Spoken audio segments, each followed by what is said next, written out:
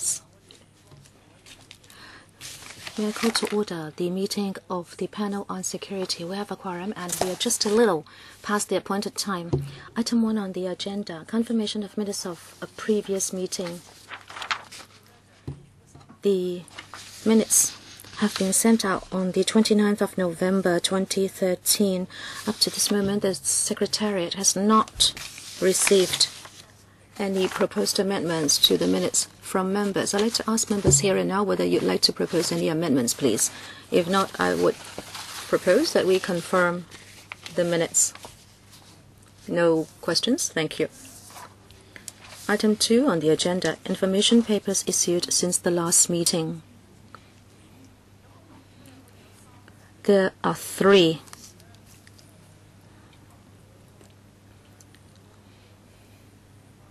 One of which has to do with the Hong Kong Refugee Advice Center, and another one from Dr. Kenneth CHAN, which is about the leakage of personal data arising from loss of police notebooks, and then another one from Dr. Hon Kenneth CHAN regarding legal liability under the Garrison Law. I'd like to tell you that with regard to the screening of non-refoulement claims, we discussed that mechanism last time, and according to our decision last time, we published on our website that we would like to listen to deputations.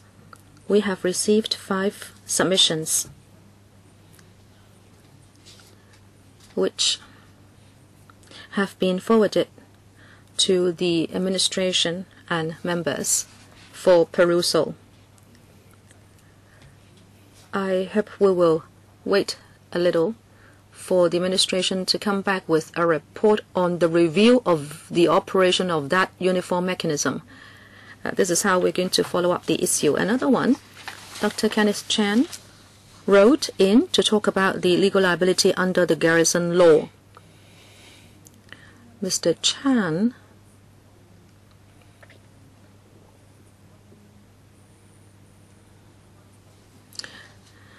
on the issue of the garrison,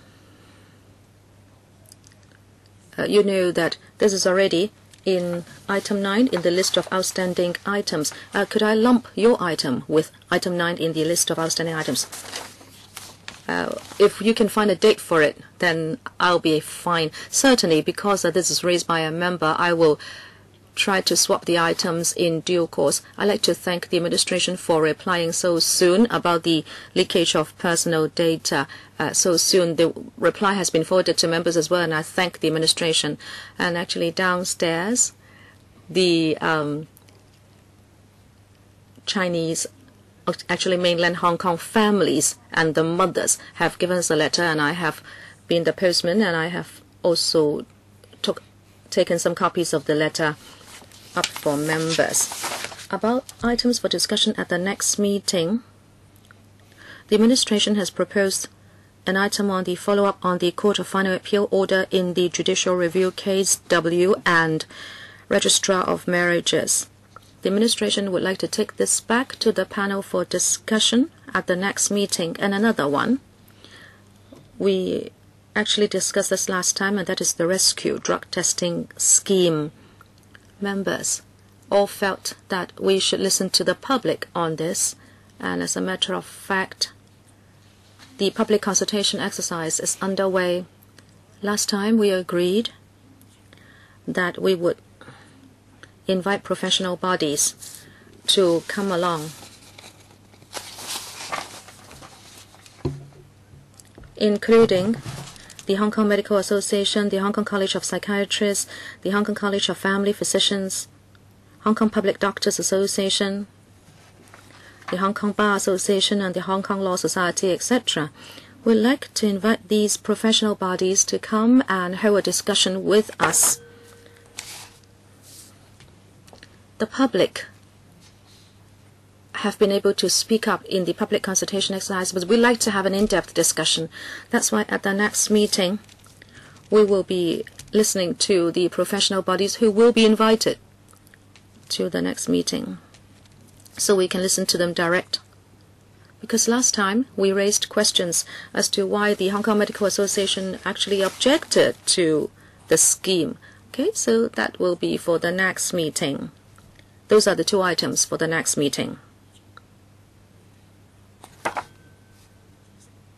This is for your noting, please. We have listed 6 professional bodies here, but if you are of the view that we should invite others, in fact, if you can think of any appropriate professional body who should be consulted, then please do make it known to the clerk. If there's nothing else, yes, Dr. Dennis Kwok. Item 4 on the agenda, results of study of matters raised in the annual report 2012 to the Chief Executive by the Commissioner on interception of communications and surveillance. Attending for this item, we have Mr. Lai Tong Kwok, Secretary for Security, Mr. Joshua Law Chi Kong, Permanent Secretary for Security, Ms. Mimi Lee, Deputy Secretary for Security, and also Mrs. Millie Ng, PAS for Security, and then Ms. Alice Young, Assistant Secretary for Security, Geoffrey Can, Senior Assistant Solicitor General, Department of Justice, and then Mr. Stephen Lam, Assistant Director. These two officials are from the Independent Commission Against Corruption. And also Mr. Dale Koh, Acting Senior Principal Investigator, our group. So there are 8 officials present for this item.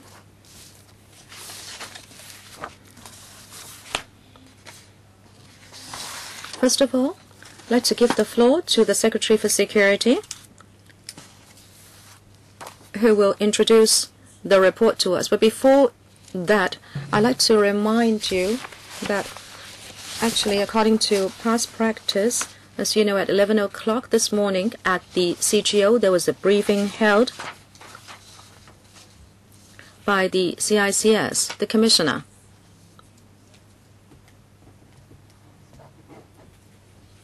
At the meeting, at the briefing, there was the briefing on the report. Our clerk attended it, and some members also attended.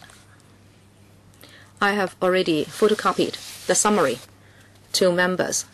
That was available at 11 a.m. this morning. This has always been done, and in fact, we have extended an invitation to the Commissioner to the meeting, but he said that he already held a briefing for the public at 11 a.m. this morning.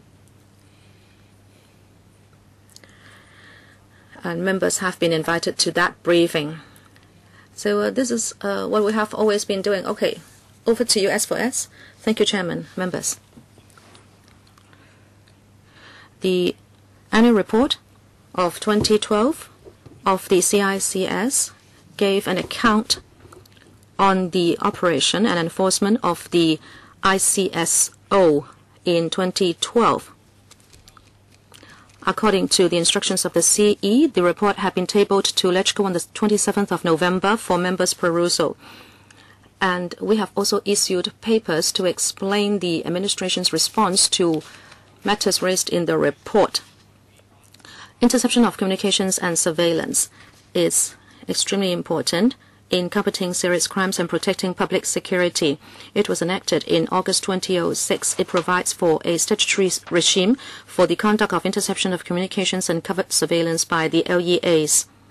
The mechanism makes sure that LEAs strike a balance between effective combating of crimes and also protecting the privacy of the public and other rights.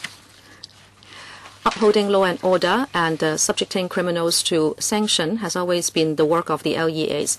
When they make use of interception and surveillance as investigation tools, they have to follow the strict rules under the mechanism, and they have to apply for prescribed authorization according to the ordinance so that they can combat serious crime and protecting public security, including people's life and limb and property. All in all, the CICS is an institution under the ordinance to perform an oversight on the operation under the ICSO. With regard to the overall performance of the LEAs and their officers in the compliance with the relevant requirements of the ICSO in 2012, on the whole, the Commissioner was satisfied. He was of the view that the LEAs have adopted a cautious approach in applying for prescribed authorizations. The preparation of the applications for interception and covert surveillance operations was of a good standard, and they did observe the necessity and proportionality principles as required by the ICSO. Through actions under the ICSO, 249 people have been arrested in 2012. It shows that the ordinance is extremely effective in helping law enforcement. The CICS is of the view that LEAs are sure about the LPP and also JM and the importance of such matters, and they have acted with a lot of caution in tackling such cases during the report period. The Commissioner, with regard to the cases involving LPP and JM, he has not discovered any irregularities. And Commissioner also observed that the panel judges handled the applications carefully and applied stringent control over the cases with regard to LPP and JM cases. After the assessment, if it is of the view that there may be the possibility and also the authorization is going to be continued, the panel judges may impose additional conditions. Such additional conditions were stringent and effective in safeguarding the right of individuals to confidential legal advice. With regard to irregularities and incidents, in 2012, in the report period, the Commissioner reviewed 10 cases which involved irregularities or incidents. These reports had to do with carelessness or technical problems, and they did not fall into the category of non-compliance cases. And sometimes there was misunderstanding with regard to the filling out of the forms, and also in operating of the prescribed forms there was the wrong input, and also there may be technical system problems of the computerized systems and also the incorrect use of a prescribed application form, etc. The Commissioner said that he did not find any deliberate disregard of the statutory provisions, the code of practice, or the control of surveillance devices in such cases.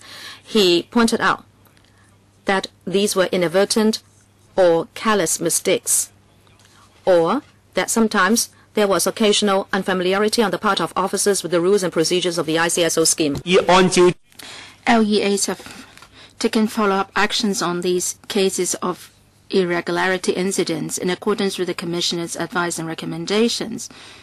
Moreover, for the Commissioner's recommendations, the LEAs have accepted them all and are implementing the recommendations and carrying out the proper follow-up work.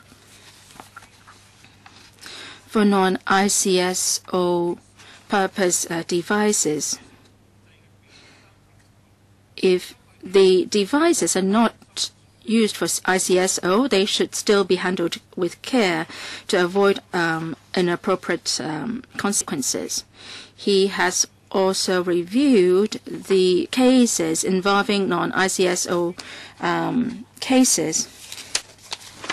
The Commissioner noted that in one case there was a storekeeper making a false report that there was a power disruption and made a false report, and the Commissioner was very concerned about this case, and then the LEA concerned did not report the matter in time, and the Commissioner was very dissatisfied. Although the case did not involve cases under ICSO, we acknowledged that the staff have handled the case inappropriately, and it involves the integrity of the staff concerned.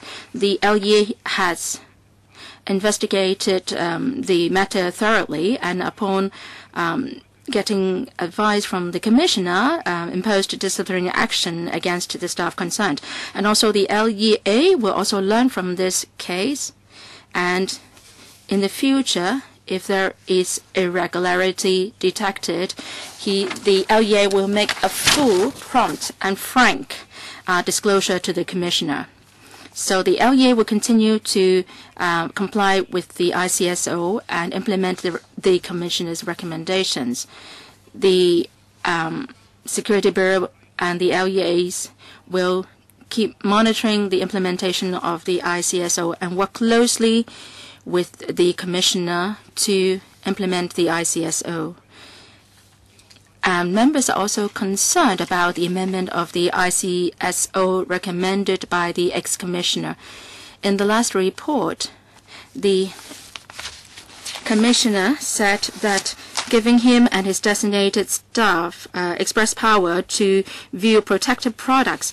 And in the meeting on the 2nd of July, we've given members the proposals on amending the ordinance, including giving the Commissioner the power to view the protected products. We are happy that our proposals meet with the government, with the members' support. We have asked the DOJ to, we have given them the drafting instructions, and we are exchanging views with the DOJ.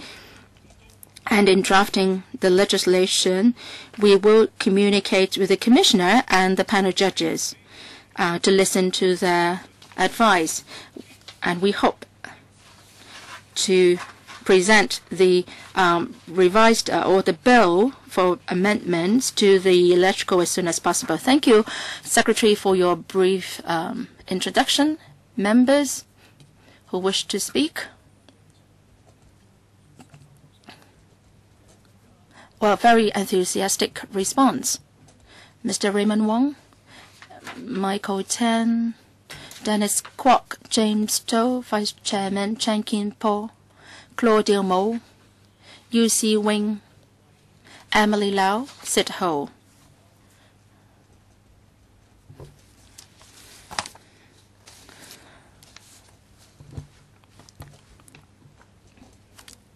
And Mr. Zhang Wafeng. Anyone else? 5 minutes then.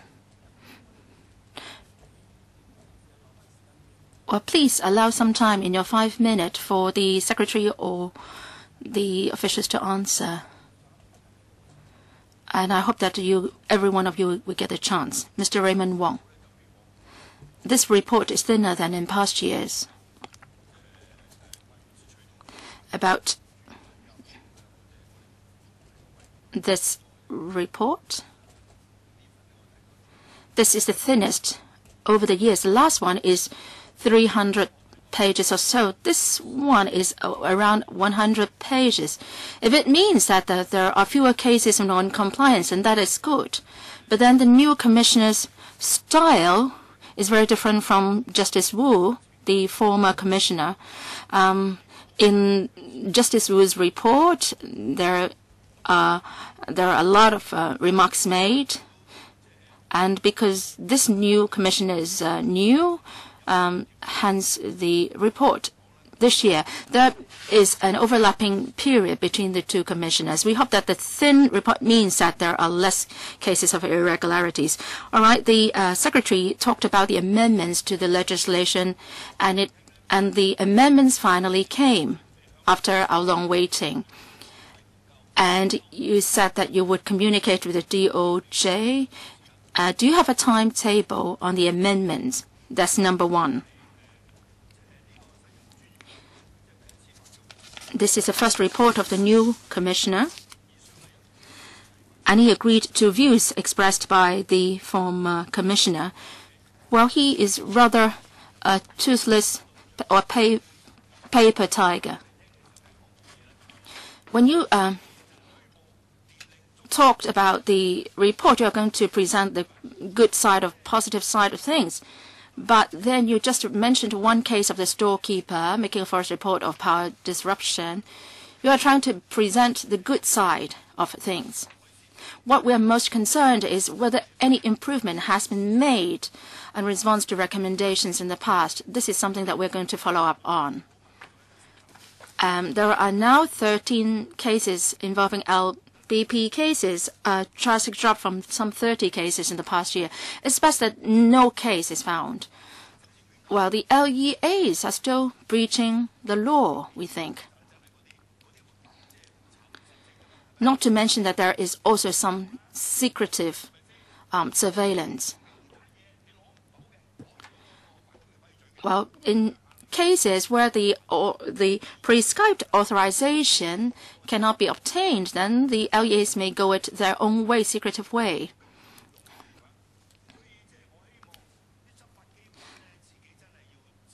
I hope that the LEAs can exercise self-discipline, or else our human rights won't be protected. Well, it's all lip service. Your ordinance is all lip service. What you are concerned most is you are concerned about facilitating eavesdropping, interception of communications, and so on. So all LEAs are like that.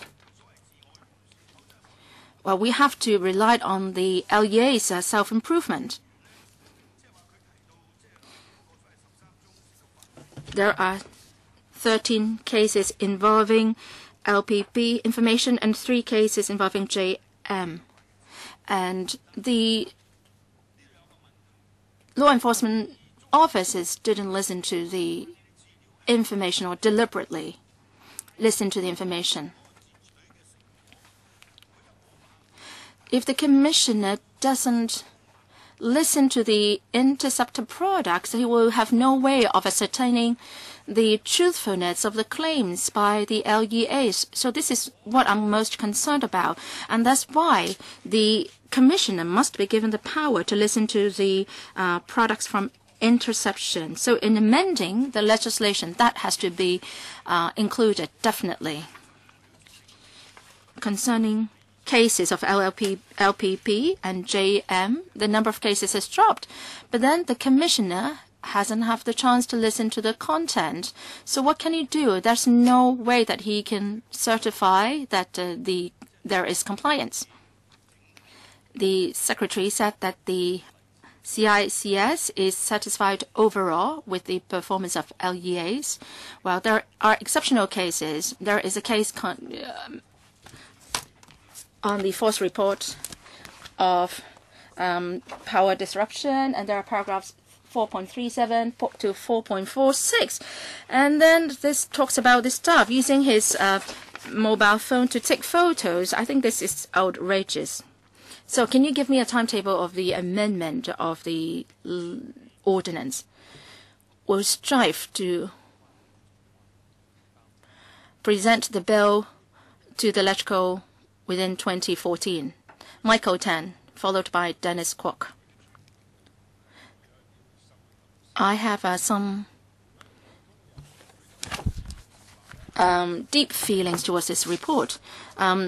And the ordinary citizen listening to other people's or intercepting other people's phone conversations are not regulated. The secret detectives can do that too, and also the same for the U.S. government. So we now know that only 4 LEAs are subject to regulation. So my question for the administration, do you have plans to regulate listening activities carried out by parties out besides the 4 LEAs?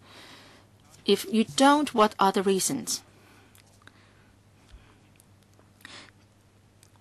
The ICSO regulates public offices in 4 government departments. If they have to combat serious crimes and have to resort to such a sort of tactics, how can they do so under a very strict regulatory regime? As for non-public officers, the CMAB has said that it will carefully consider the 2 reports compiled by the Law Reform Commission, and that is about regulating interception of communications and covert surveillance.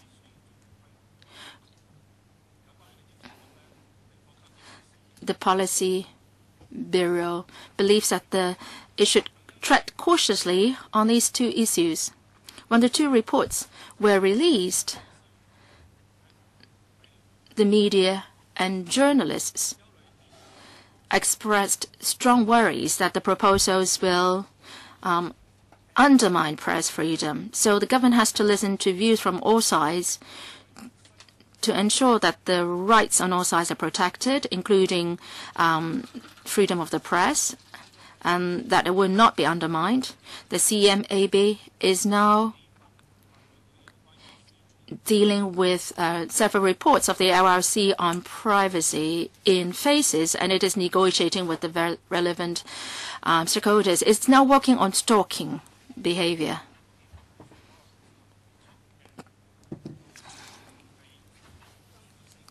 Stalking is less controversial compared to the other subjects, so they are now working on it.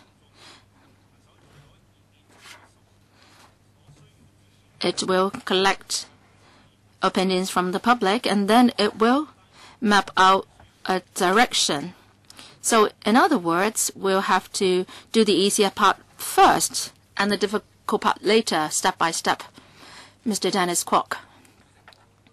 Chairman, I want to talk about the LPP.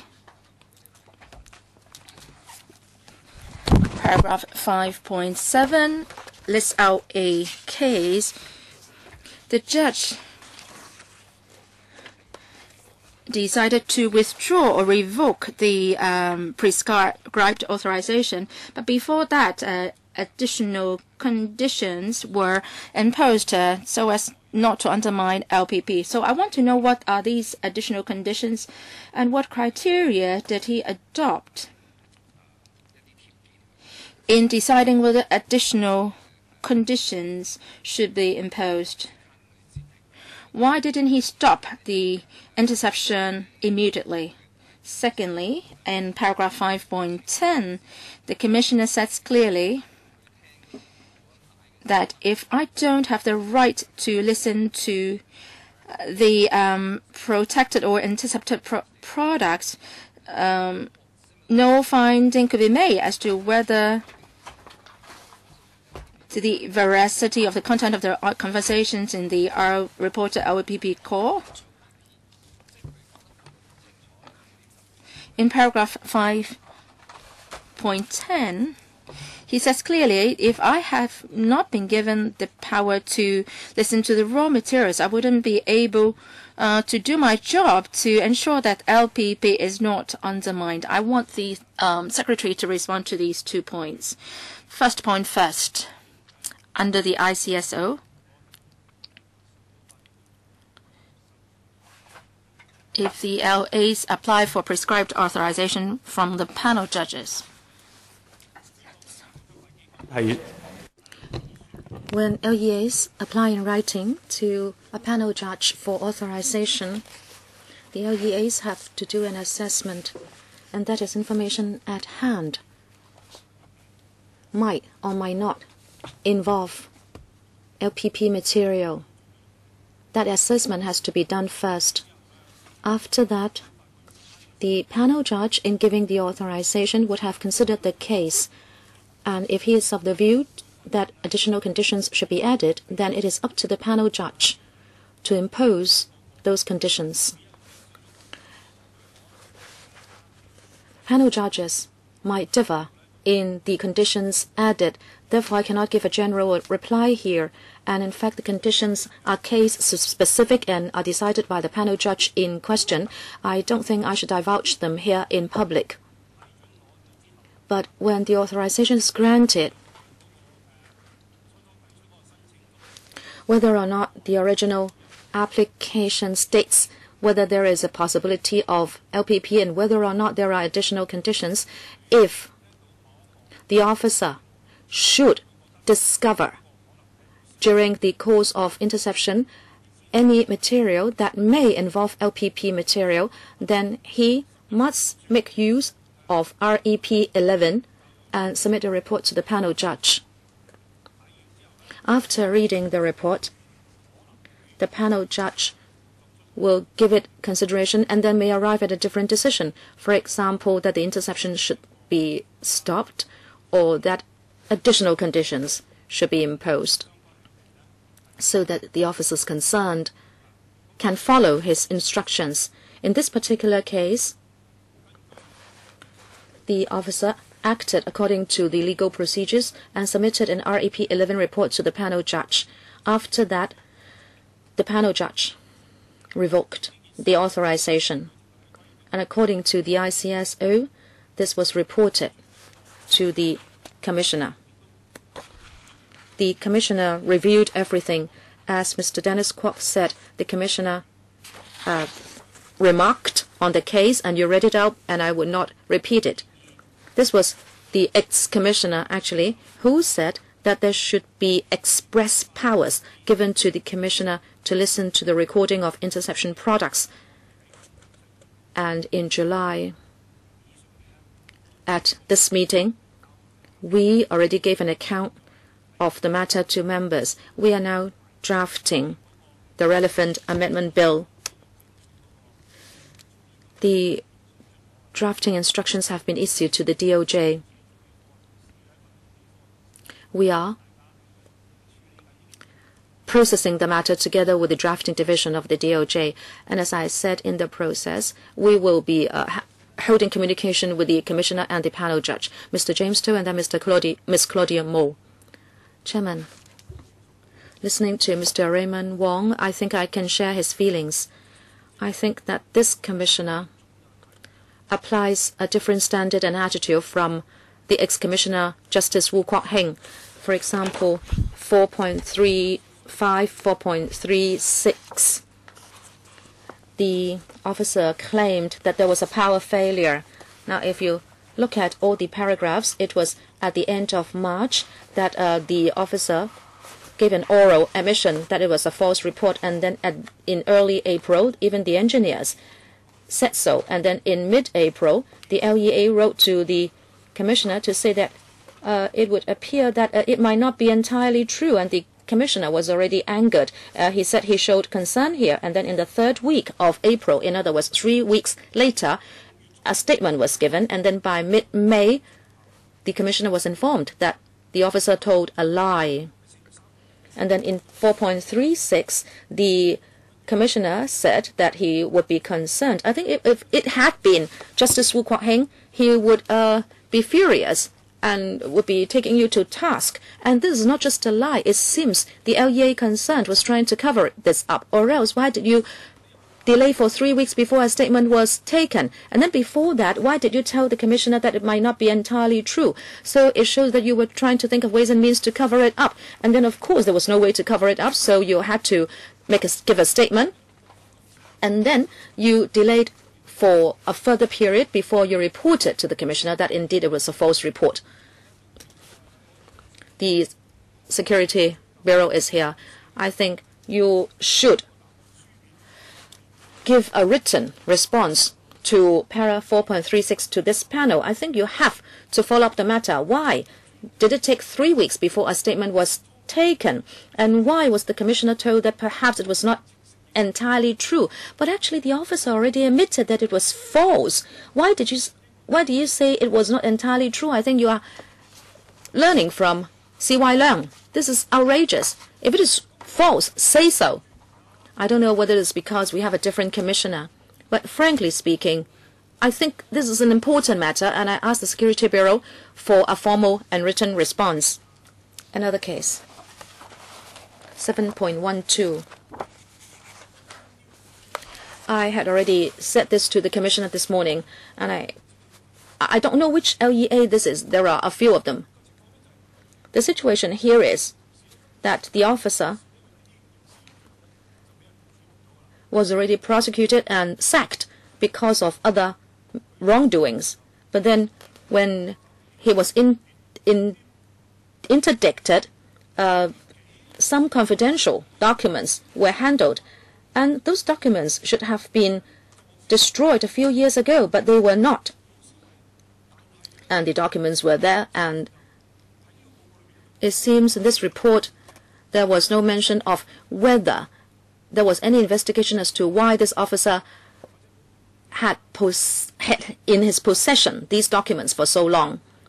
If it was just an oversight, then yes, but then this officer had been prosecuted for another criminal offense, so I tended not to trust him. He held the documents for very long. Was there any unlawful intention behind this? Was there any doubtful motive behind this? Now, you cannot say that it has left the post, so he cannot be disciplined.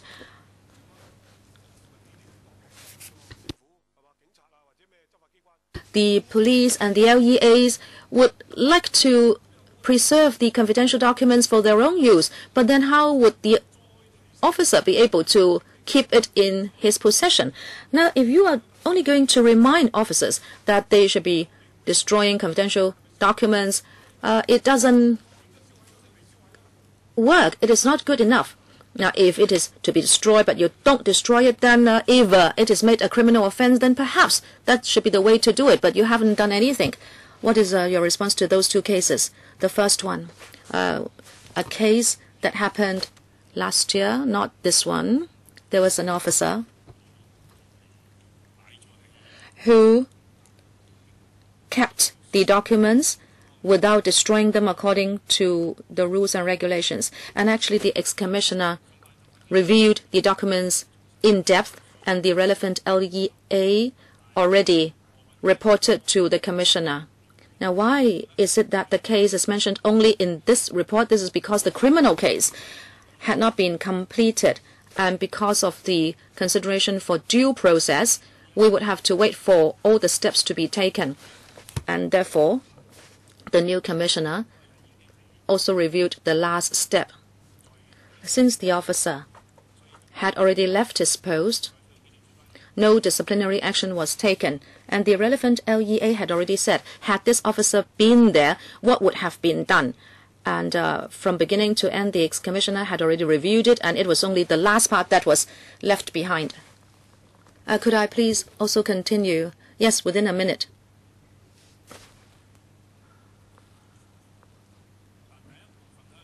The first part. I'm of the view that Mr. Saw actually was also extremely concerned about the matter. He did not just brush aside the issue. And according to my reading of the report, this case had been singled out for discussion. And he pointed out that the relevant LEA, from the storekeeper to his senior officers, there was something missing.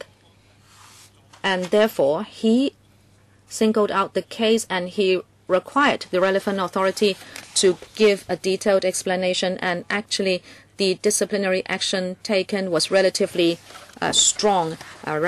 Serious reprimand and verbal warning, and all those went into the officer's personnel report.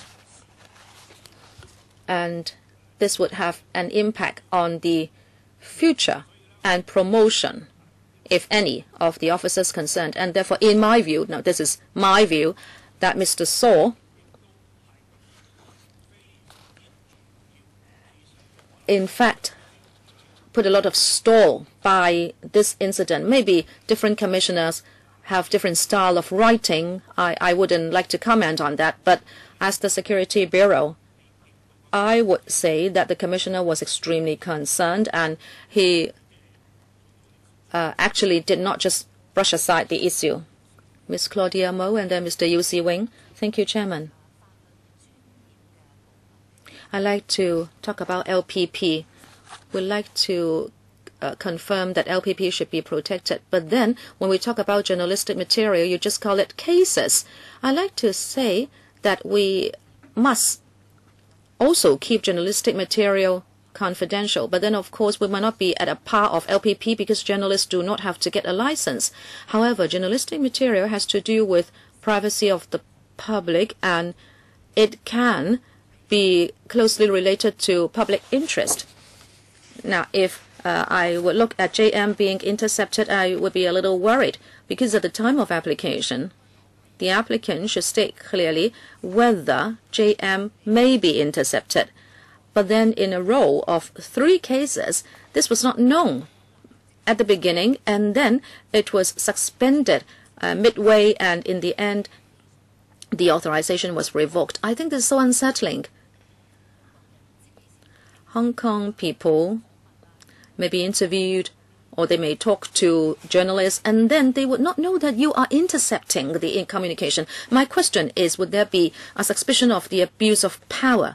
Secondly, can you tell this panel, now basically, if you apply for interception, and if you state clearly that there is a possibility or a big possibility that journalistic material would be intercepted, does it mean that it will probably not be authorized? Secretary for Security. Thank you, Chairman. In this case, if I understand it correctly, I think you're referring to 5.14 and 5.15. At the time of the application for authorization, the relevant officer has already evaluated the situation that this may be a possibility. And this is all that you can say, because if you know that there will be journalistic material, you would not go for it, because no authorization would be forthcoming. So you can only say there is a possibility. In the application materials, this would have been stated clearly. And when panel judges consider the case, conditions have been added. And sorry, I cannot divulge the conditions. But then this was made known to the panel judges, and according to legal requirements of proportionality, the authorization was given. And he also stipulated that once LEA should discover journalistic material, a report must be made to the panel judge, as I said, using an REP 11 report, as I said about another case. There was once when the LEA went about its work, it discovered that there was this possibility. So immediately a follow-up procedure was taken up, and a report was given to the panel judge, and the authorization was revoked, and it stopped right away. And this was reported to the commissioner, who reviewed all the documents, including the authorization considered by the panel judges, and in the end he found that nothing was done wrong in any way. Chairman, allow me to be frank with the Secretary. Supposing I'm the LEA, I like to do interception, and I go for an application, and of course, if there is JM, I will not get the authorization. But then I already know that there is a big possibility of intercepting JM, but I still go for doing the application, and then I would say, let's see how it goes. Did it happen that way? Secretary, of course not. Our internal Code of Practice states very clearly that we have to do an assessment, and this has to be done in writing, and we have to inform the panel judge. It is not just done in an oral manner, and so that people might miss it in any way. And also, when you do interception, when you discover that there is JM, you have to stop. You have to suspend the interception.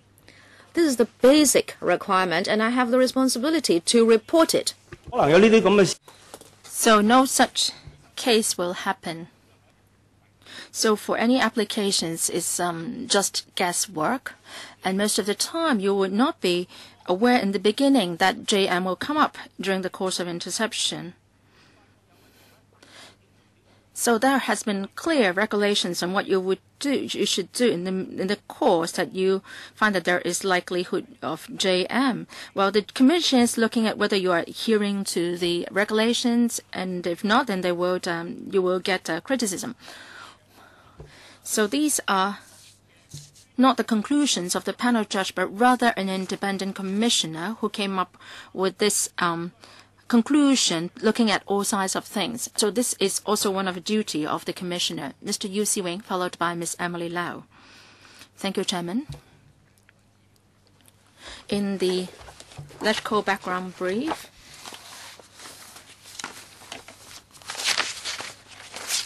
paragraph 11, it said that EAs were required to notify the Commissioner of operations that were likely to involve LPP information or where LPP information had been obtained inadvertently.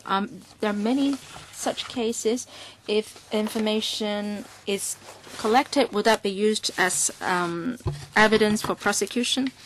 Second, has the government regulations to monitor the use of surveillance devices? Does it include information obtained when you see things or hear certain things? First question about LPP cases. I have several figures. In 2011, 12, 13, 27 cases in 10, 30 in 11, and 13 cases in 2012. As what Mr. Yu said, the number has declined in 2013. Why? Well, we haven't made a scientific analysis. But after many years of implementing the ordinance, the LEAs have accumulated certain experience in complying with the ordinance, so they are now doing a better job, I guess. But at any rate, if a case is found to be involving LPP information, the procedures are clear. You have to make a report first and get instructions and so on.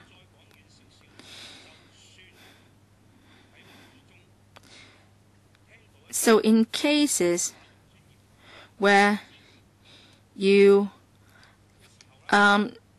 intercept LPP information by chance, such information is also subject to LPP. That still can't be used. Such LPP information intercepted should never be used. So the confidentiality rule is very clear. And in the ordinance, the provisions are clear. Now, of these 13 LPP cases, the Commissioner has taken a look at each and every one of them, and he just found that there was this one case where the LEA got the LPP information by chance, and then the LEA concerned has followed the procedures duly in following up. So you can see from the report, the LEAs are doing a stringent job in implementing the ordinance. My second question, will the information be used for prosecution? No, it enjoys confidentiality rule. No, it will never be taken out for use as prosecution.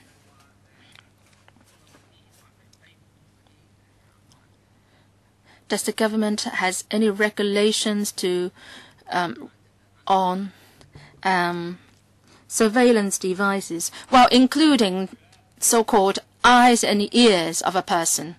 Well, we have regulations on all kinds of surveillance devices used in various kinds of operations.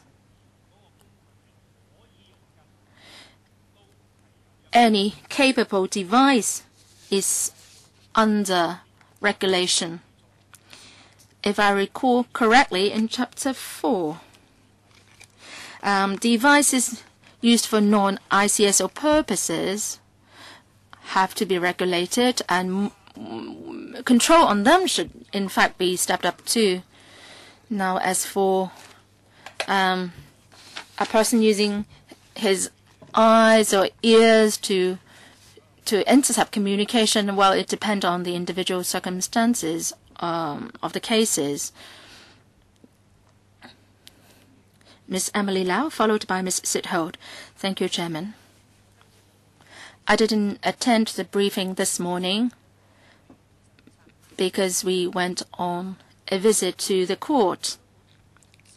I agree with colleagues. We hope that the new commissioner will be going all out to do monitoring. We don't want to see abuse of powers by our law enforcement bodies. We hope that he understands our aspirations for him. I'm a little bit worried, Chairman. I have some figures in the past few years about written applications on interception of communications and covert surveillance. And since 2007, the number has been declining. Written application for interception, there were 1,556 cases in 2007. In 2011, 1,200 cases, and then 1,100 cases. And for the judge's authorization, 2007, 136, and then 19A, 130. And then type 2 surveillance, number of cases, 120, has dropped to 5 in 2011 and 11 in 2012. And then arrested people. In 2007, 121 people were arrested, and 2012, 70 people were arrested. Non-target people, it has dropped from 396 to 164. People under surveillance dropped from 127 to 12 last year, and non-target people, 110 in 2007 to 13 last year. Well, you may say that the number of crimes has dropped, and of course we are very happy. Now, tomorrow I have an oral question on illegal acts in relation to tendering of buildings. I want to say to the law enforcement officers, it's important that we should enforce the law properly, and you should do it impartially. I just have these figures. I don't know whether they're not willing to enforce the law.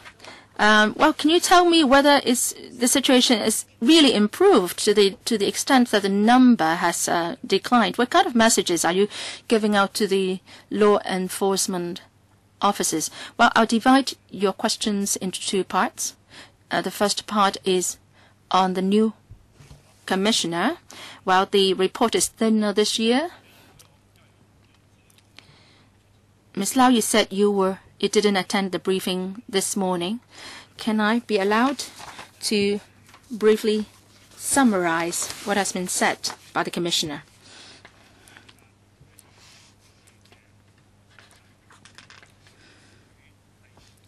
On discharging his powers conferred on him by the ordinance, he is taking the same route or direction as the former Commissioner. But then cases differ. In 2012,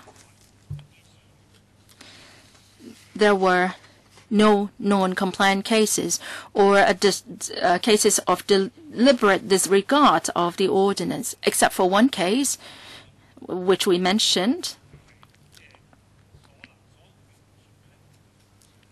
So the narrative part is getting smaller in the report.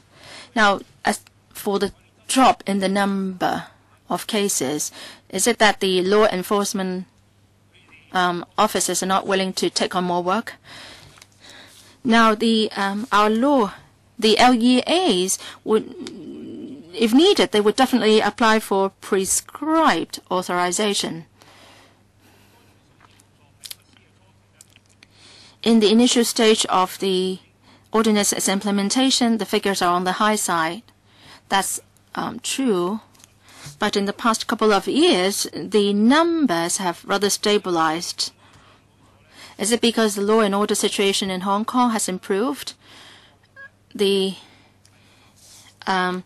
fact is that the crime rate in Hong Kong has declined. We convene a meeting on crime rates every 2 months, and we're seeing such a trend. So as to how many applications will there be, it depends on the number of serious crimes being processed. Ms. Sit-Ho, followed by Mr. Mr. Chan Wah-Fong. I think the new commissioner is in a way more lenient. then Justice Wu, in paragraph 7.10 to 7.14, obviously the LEA officers are breaching the law. The officer should have destroyed the records after a month, and then he was still possessing it, and it was found out only when he left the office, and this is obviously a contravention of the ordinance. But then in paragraph 7.14, he said that that this was not a case of non-compliance because the LEA had issued guidelines to ensure that the destruction requirements under the ICSO and the COP were satisfied. The LEA might issue guidelines and codes of practice, but it doesn't mean that when they do that, there is no non-compliance. Why did he say that? When Justice Wu was the commissioner, he was not targeting the individuals, rather the department, when he was mentioning non-compliance cases. Towards this conclusion, which was misleading, I felt very disappointed. I want to ask the secretary. The case in these paragraphs begs the question of whether the notebooks have been destroyed after the operation. It's because there was no one to monitor the case. And also the officer concerned, which grade was he in, who was his supervisor, who was monitoring him, have they complied with the guidelines? Well, for the old guidelines, the electrical said that the old guidelines were inadequate. We always said that when a public officer breaching the ordinance, well, he should have criminal liability. Now, if an amendment to that is effected, then the concerned officer must face criminal liability. Unfortunately, the amendment wasn't approved by you, so there's nothing much we can do. Now, as for this officer, is there any disciplinary action against him?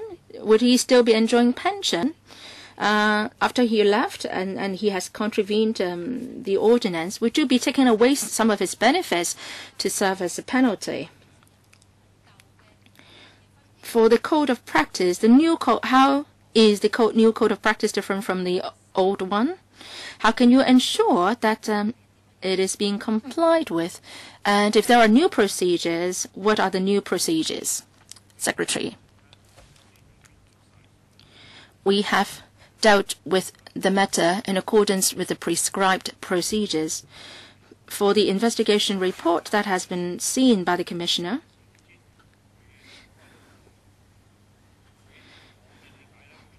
my understanding is that Justice Saw has made the decision in accordance with the statutory requirements.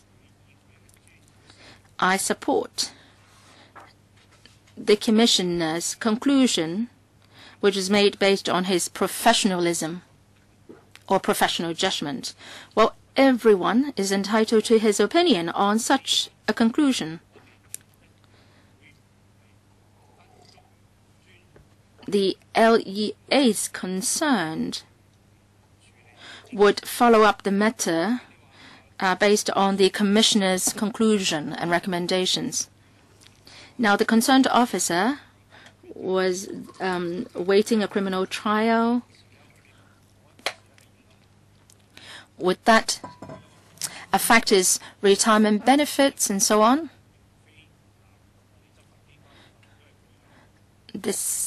He is a public officer, and the civil service regulations should have provisions on that kind of cases. And if action is warranted, the CSB would definitely follow up on it. As for the COP, the Commissioner has verified it, and he is of the view that it is appropriate. In fact, the officer flouted the COP. That is why there was this case.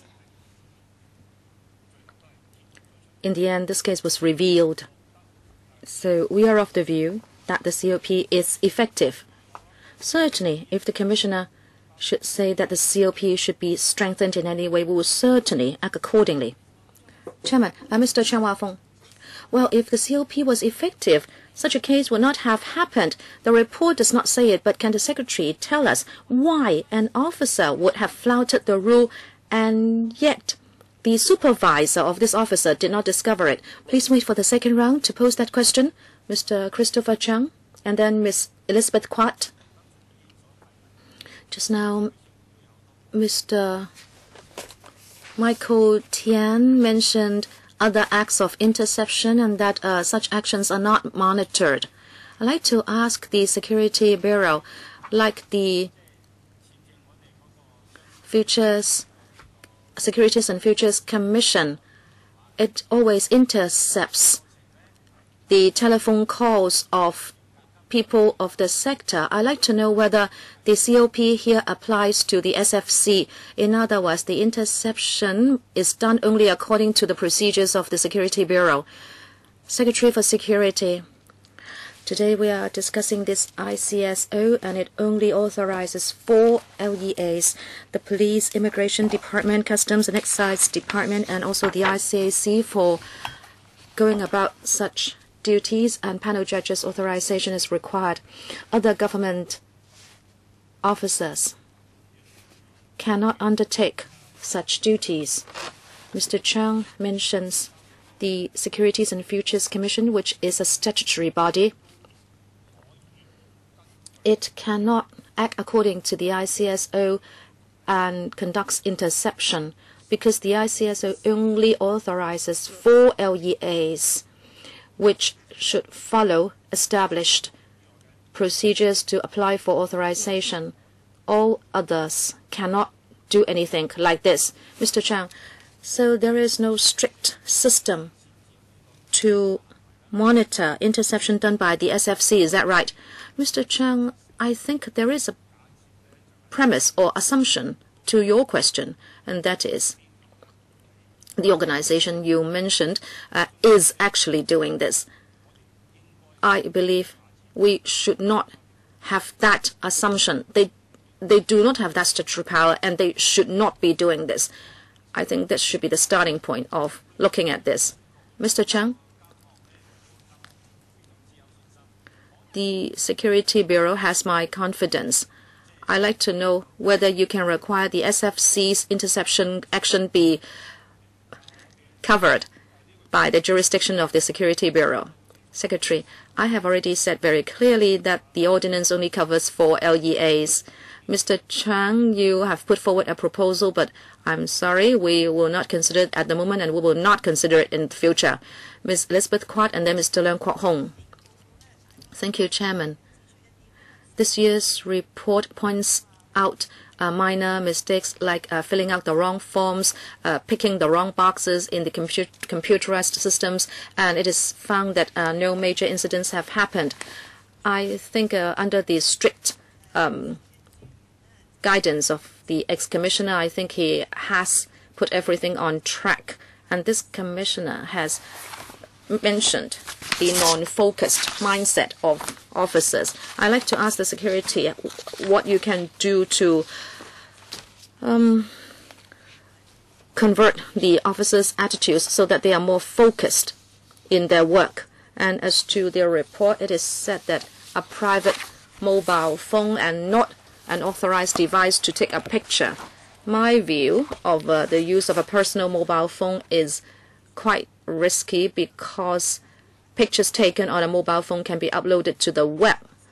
I'd like to ask you whether you have a plan to amend the law so that when officers go about their duties, they cannot and should not use a personal mobile phone to take pictures.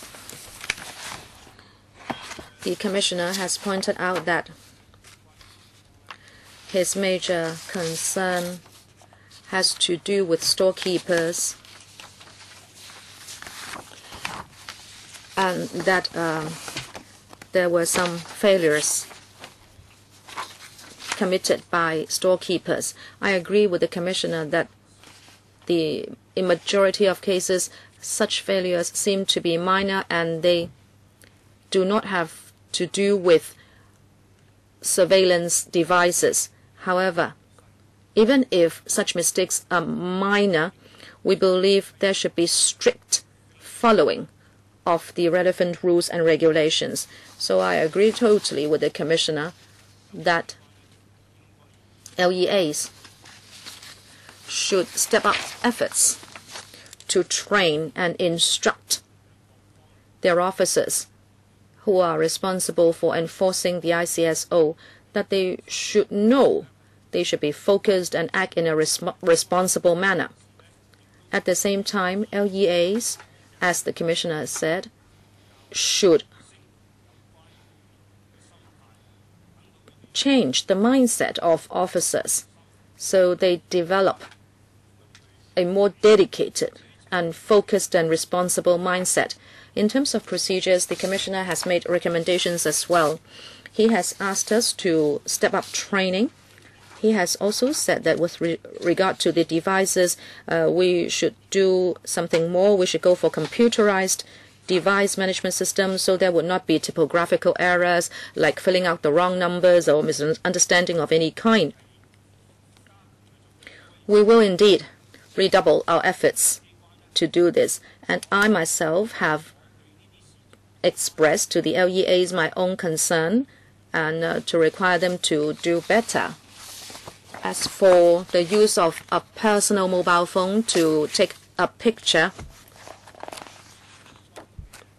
I believe the relevant officer was over-enthusiastic. In fact, at the briefing this morning, a member also showed concern towards this. Let me say briefly what the Commissioner thought about the incident and his response. He said that he reviewed the case and he was satisfied that the relevant action did not involve covert surveillance. And secondly, he pointed out that the person involved was overzealous. And therefore, he went on to say that because of this, he himself and the ex-commissioner in their daily duties would have to look out for such matters to ensure that the LEA's guidelines are operational. This officer concerned was overzealous and it was counterproductive. We would not say that that should be done. Ms. Quat, I still have a little time, so I like to ask that, people always use the mobile phones to take pictures now. Would you consider tightening up the law or the regulations to remind officers that they should not use their personal mobile phone? Secretary, the relevant LEAs have already done so, and on a regular basis they will remind officers to strictly follow the guidelines that in executing their duties they should not use the personal mobile devices. If they have to use devices, they have to use devices authorized by the department, and these devices would be recorded. Mr. Leung Kwok Hong, and followed by Mr. Raymond Chan. Thank you, Chairman.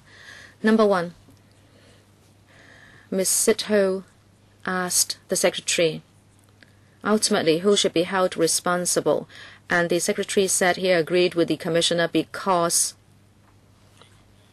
the LEA has already reminded everybody, and even the officer flouted the regulations.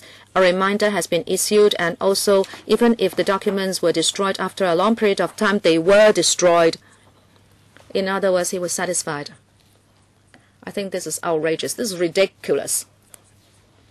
Mr. Jesper Zhang always reminds me that I should not throw objects at C.Y. Leung, but when I throw objects at C.Y. Leung, he would throw me out of the chamber. And of course, if I should really hit C.Y. Leung, I would be in great trouble. They would report to the police. And pro-establishment members are already taking Mr. Jesper Zhang to task, saying that I am still throwing objects. Now, I think the report is bureaucraties. If the LEAs always send out reminders, but then the officers will still flout the regulations, then it won't do. You have heard this story, right? The emperor would have to subject his concubine to the corporal punishment or capital punishment before a court-martial is executed. How can you allow officers to still flout the regulations? I have no confidence in this new commissioner because he is allowing the LEAs to do this. I think if they do not report to the commissioner, there will be no investigation, and then if they are discovered and they make a report to you, then the commissioner will still say that he is satisfied. I think the writing of the report itself is not on par. Mr. Christopher Chang mentioned the SFC, whether it is a problem for the SFC to conduct interception. Well, the SFC should be able to do that, but under a statutory framework, there could be civil action taken against the SFC. The SFC, to a certain extent, can make recordings of LPP. I think this is the loophole. Even I can record LPP material. This is the loophole, and I have told you many times. Mr. Christopher Chang has left the room because, in fact, this can be done. Are you confirming that you said that the statutory framework authorizes the 4 LEAs to do interception, but what about other organizations? If they have not been authorized by this statutory framework, does it mean that these statutory bodies will not have to be subject to any regulation? Can you confirm that? If yes, then Mr. Zheng's worry is warranted. Secretary, if I should be phoning up for buying some stocks, I may also be talking about holding a protest. Secretary, I think I like to make use of the opportunity to make a consolidated response because Mr. Leung Kwok Hong, you mentioned the case mentioned by Ms. Sit Ho. That case was discovered by internal investigation of the relevant LEA, and it was revealed and reported to the ex-commissioner. Therefore, we can see that the internal procedures were able to discover such cases, and a report was subsequently made to the commissioner. In the ICSO, there are strict regulations on such cases. Please, I'd like to cut him short. If you can take pictures with the personal mobile phone, you can do this indefinitely, and then you can WhatsApp to Mr. Edward Snowden. But say, for example, I would like to ask the reporters of the next magazine for a photo, and they would say, no, this would be against the law. And if officers can make use of their personal mobile phone, you would not be able to know what pictures have been taken. You must strictly control the use of devices. What are you talking about? Would I be able to make use of my personal mobile phone to take pictures of C.Y. Leung's office? The secretary is saying that this cannot be done. No, he said he is minor. But you must say and state clearly that you should never use your personal device, or else you would be flouting the regulations. This is not over-zealous. This is against the regulations. Mr. Raymond Chan, I think the more I listen, the more I am agitated. I think the commissioner, the LEAs, and the secretary, they are all friends. You are covering up for one another. I'd like to ask about cases mentioned by Mr. James To and Ms. Sit Ho. I'd like to refer to paras 7.10 to 7.14 of the report. It has been stated that the documents should have been destroyed a few years ago, but they are destroyed only a few years later. But the commissioner is of the view that this was not a case of non-compliance. And then the secretary is debating with us. Well, you should not be debating with us. I'd like you to take the opportunity to convince the public why there was such a big mistake, and yet it is regarded as a case of non-compliance.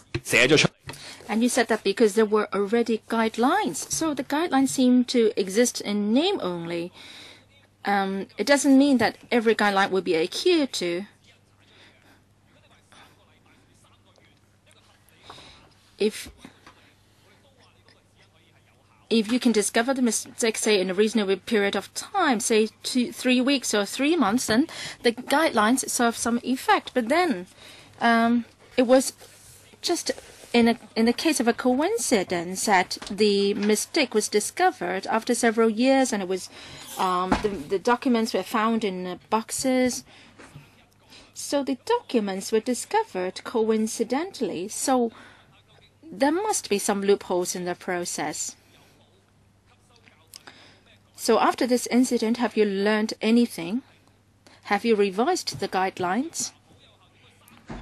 Well, you said that the guidelines were effective, but then how come that the incident was discovered after 3 to 5 years, and then the concerned officer has already left too?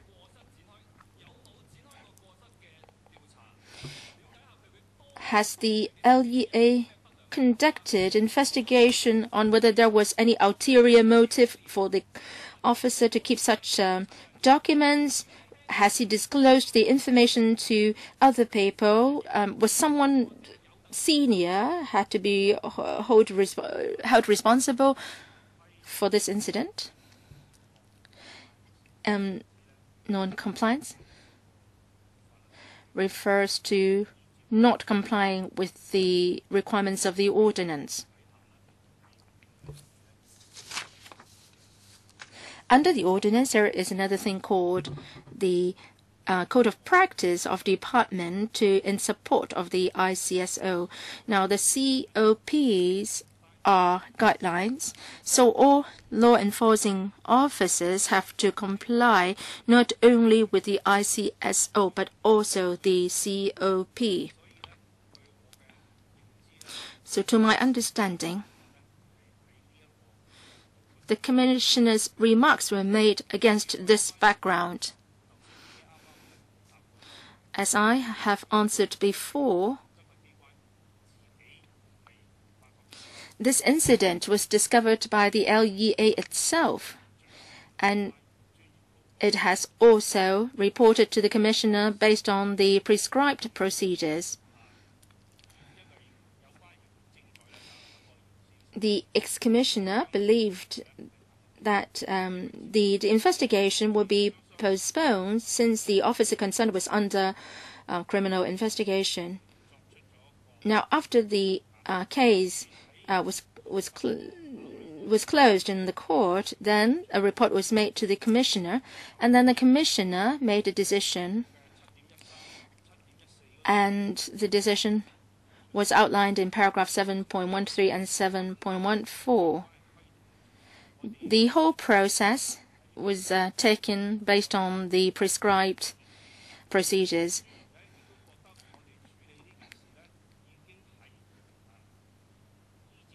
The Commissioner believed that the relevant procedures had been adhered to, while as to whether there was still room for improvement for any regulations, any procedures, there is always room for improvement. And we are happy to take heed of the advice of the Commissioner to improve further.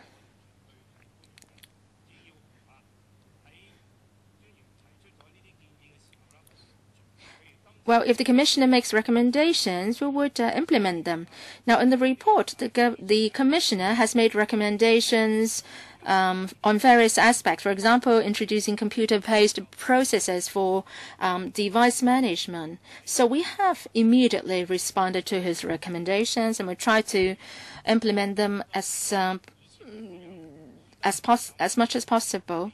This is what we have done in the past and what we will do now and in the future.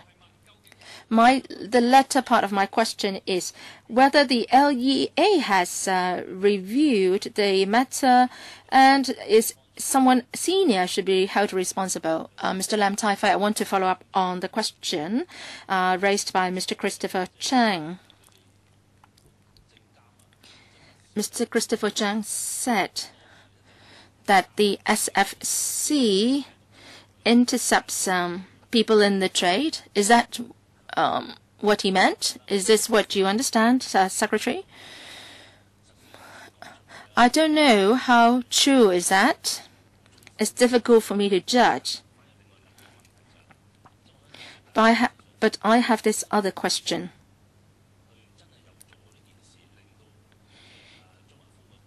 if SFC does do interception and it leads to a loss in the securities dealers, especially the small and medium-sized dealers, should they be pursuing the matter through the civil or the criminal route?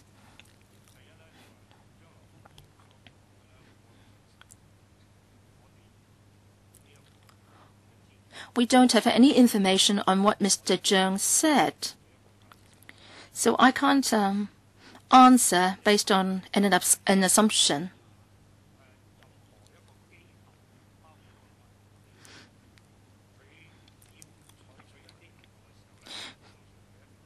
For any organization, including statutory body, if it has to do something, it should do that legally. Now, if it doesn't do it legally, there may be civil claims. Now, you mentioned about small security dealers. If the case doesn't involve criminal liability, then the small securities dealer can seek advice from his lawyer, and then he can go down the civil route. Some organizations have done things illegally, and I have suffered loss as a result. He can go down the civil route. Now, if the lawyer tells him that it involves criminal elements, then the dealer can make a report to the law enforcement agencies, and then the LEA will take a look and see if there are criminal elements involved. And if yes, the LEA will pursue the matter. So without a specific case, it will be very difficult for me to comment. So I'm sure the Secretary, you have better knowledge of court cases, civil or criminal. So can you tell me under what circumstances will the SFC do interception? Will it be held criminally liable? I'm not a lawyer. Well, all I can say is that in the crimes ordinance, if there is dishonest use of the computer for obtaining information, that is an act provided for under the crimes ordinance, and also in the personal data privacy ordinance, there are provisions protecting the personal data. So you run into a problem there too. Now, for the telecommunications ordinance, there are also provisions. Let me interrupt the Secretary's reply. I am not very smart. I want to know under what circumstances should the SFC be held criminally liable. If you can't explain to me which department in the government can provide an explanation, apart from you and the DOJ, I shouldn't be turning to the HAD for seeking advice. Well, we have to look at an individual case, and we'll see whether we should pursue the matter in a civil or criminal route. Well, please don't interject. Let him finish first.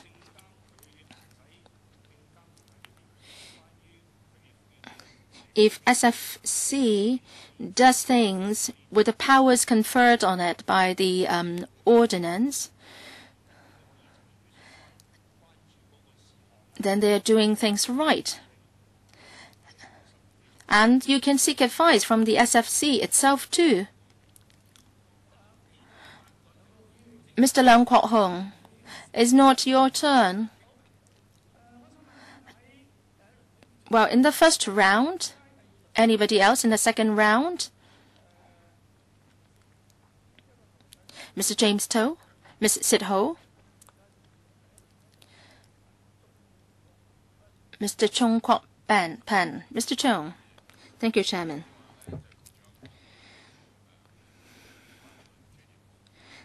The Secretary talked about LBP. There will be amendments to be presented to us in the middle of next year. So in this interim period,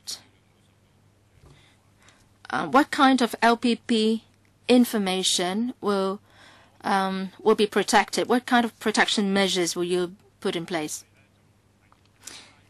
The amendments do not target only LPP information. We have discussed for a long time that the ex-commissioner, Justice Wu, recommended that the ordinance be amended to give the commissioner express legal power to view and monitor the products from interception. We are now dealing with this. As far as LPP is concerned, it is related in a way, but it's not equivalent to LPP. Under the present ordinance, there are strict provisions on LPP. There is special protection for LPP information, i.e., such information should not be used for any other purpose, or we should not even touch such information. The question now is that when an LEA has launched an operation and it tells the commissioner that there is a likelihood of LPP information, the commissioner said that, well, the suggestion is that the commissioner wants the power to actually look or inspect the intercepted products and not just looking at your report. So it's related. The amendments are related to LPP, but they're not equivalent to just the LPP information. The time frame. We strive to complete the drafting within 2014 and then present the proposals to the electrical. Before the second round, I have several follow-up questions. People are concerned about the case in paragraph 7.14. Can the Secretary confirm my understanding? The commissioners said that this was not a case of non-compliance because the LEA had issued guidelines to ensure that the destruction requirements under the ICSO and the COP were satisfied. You mentioned non-compliance. Do you mean that there is no non-compliance on the part of the government, but then there is indeed non-compliance of the individual? Well, he was prosecuted and he was sacked too, as far as I understand. So is my understanding correct? That's number one. Mr. Raymond Chan also mentioned about whether there is a breach of the regulations by the senior of this concerned officer. Thank you, Chairman. My understanding is that the LEA had issued further guidelines on destruction of documents. I'm not a legal professional, but this is something that should be done immediately. So do you mean that the LE didn't? It's not that the LEA who has not complied. So the law is that the documents have to be destroyed as soon as possible. So what do we mean by as soon as possible? So that was laid out in the Code of Practice. So the Commission is saying is that this concerned officer seriously breached the internal guidelines.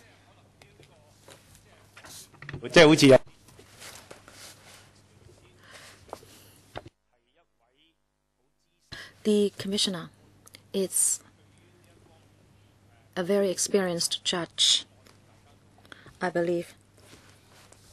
Well, for myself, at least, and my staff do support his view. Second question, about the supervisor of that officer.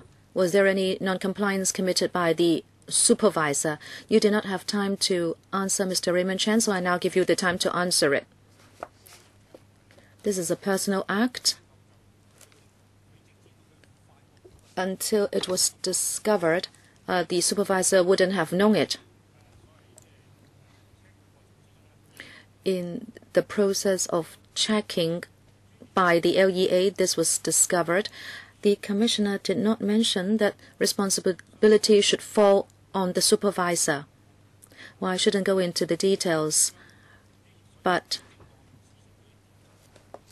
the LEA concerned has already reviewed all the details of the checking process. Second round, James To, Sit Ho, Leung Kwok Hong. I'll draw a line there if there are no other members indicating their intention to speak. We have another item. I can give you only 3 minutes, including a reply, and then I'll wrap up the discussion of this item. And we'll have to take up the second item, Mr. James To. Chairman, I don't know whether the Secretary is aware of the question I posed to the Commissioner this morning. I don't know whether your staff have reported to you over lunch. There is now the memory cards or memory device. The device would have been unplugged after the operation, and you can plug in another memory stick, and the officer can pocket the USB drive or the memory sticks. I was saying that there should be a system to prevent this from happening, and the Commissioner said there and then that he would be considering sealing off the device, and when you return it, then the removable storage medium would be opened. In other words, if the seal has been tampered with, it would mean that it might not be the registered removable storage medium. That was what the Commissioner said there and then, and there was no time to go into it. I think the question should be posed to the government. If there is going to be a seal, so the medium would not be replaced, and you would not be pocketing a medium. Do you have that system now? Is it being implemented, or are you considering implementing it? If yes, when? Secretary, according to what I know, the memory cards or removable storage media would be attached to the device. There is a procedure to prevent the withdrawal or replacement or substitution of the relevant medium in the process of using the device. I understand there is such a procedure. Secretary, don't say this is what you understand. Give us a written reply, and whether this can be done with every device. If this cannot be done with certain devices, then you might want to seal it off. I know you have different devices, and I know I'm driving at possible abuse, so you have to prevent any abuse. Secretary, a written reply. Sorry, I still have something to talk about. 7.12. It says here that this should be returned to the LEA within a month of the conclusion of the action. And then another paragraph, it says it should be done several years ago. In other words, this was a delay of several years. There should be a supervising officer. I think there was negligence on the part of the supervising officer as well. Secretary, I hope you will ask the LEA to review and also investigate the case. I can tell you here that I personally would directly want to look at it. I don't know which LEA is, and if it is me, well, actually, I am going to write to all the 4 LEAs to follow up on this matter. Ms. Sit Ho, whether this is an electronic device or whether it is a hard copy, this has to do with the production of a copy of material which should not be kept. Mr. Secretary, you have the guidelines or COP, but people do not follow them. It is non-compliance. You can be lenient with people who are honest, but it's still non-compliance. That is why I'm most disappointed with the Commissioner. The report should reveal what the Commissioner has discovered with regard to the treatment of interception products by LEAs. And also, this should act as some harsh reminder to the LEAs. However, if you only report the positive side and gloss over the negative side, then there could be some condonement on the part of the commissioner, and the commissioner cannot give full play to his authority, and the LEAs would tend to think that you would be lenient with them. If that's the case, you are not going to help the public monitor the work of the LEAs. Mr. Secretary, I will now ask you 4 specific questions. I'm looking for answers. Number 1, on which rank is this officer on? I'm not asking for the name. I want to know the rank of this officer. Secondly, the supervising officer. At what rank is that person? If somebody deliberately flouts the COP, that is very hard to discover. And the LEA is saying that it would revise and renew the internal procedures. You have to tell us what internal procedures those are. You are a principal official. You are an accountability official. You have to answer the question. If not, you are refusing monitoring by the public. Thank you. I don't have the information at hand. I will have to go back and look it up. This is done by the LEA. Can you reply to those questions in writing? Well, and the third question, Ms. Sitho, the renewal or updating of the procedures. The LEA says that it should learn a lesson from this, so it is going to update the internal guidelines. What do you mean? What has been added? Secretary, I will answer that question as well. When? As soon as possible. The fourth question? No other questions. Mr. Leung Kwok Hong. Chairman, the Secretary has not been able to answer questions. I'd like to ask you whether the SFC is covered within the jurisdiction of the CICS. If not, the SFC does not have to report to anybody, and even if it is criminally liable, it's not overseen by anybody. Now, of course, if you ply open doors and if you dishonestly use computers, then everybody knows it is a crime. The SFC has a lot of public power. It can revoke people's license. It can apply to have people arrested, but then it is not under any regulation vis-a-vis the interception of information. Maybe he has intercepted a conversation to know that Mr. Lam Tai-fai loves to play soccer. Now, that may be a minor thing, but this won't do. Any organization that has wide public powers should be included under the ICSO. Why did you beat about the bush? I did not beat about the bush. Mr. Leung Kwok Hong, are you allowing him to answer you? Sorry, the speaker did not come through. Sorry, I should not respond to any examples quoted. If you go back on history, I think it was Mr. Leung Kwok Hong who put up a JR case, and the court was of the view that the LEAs were making use of the telecommunications ordinance and the executive orders were unconstitutional. That is why we have this ICSO to regulate such operations.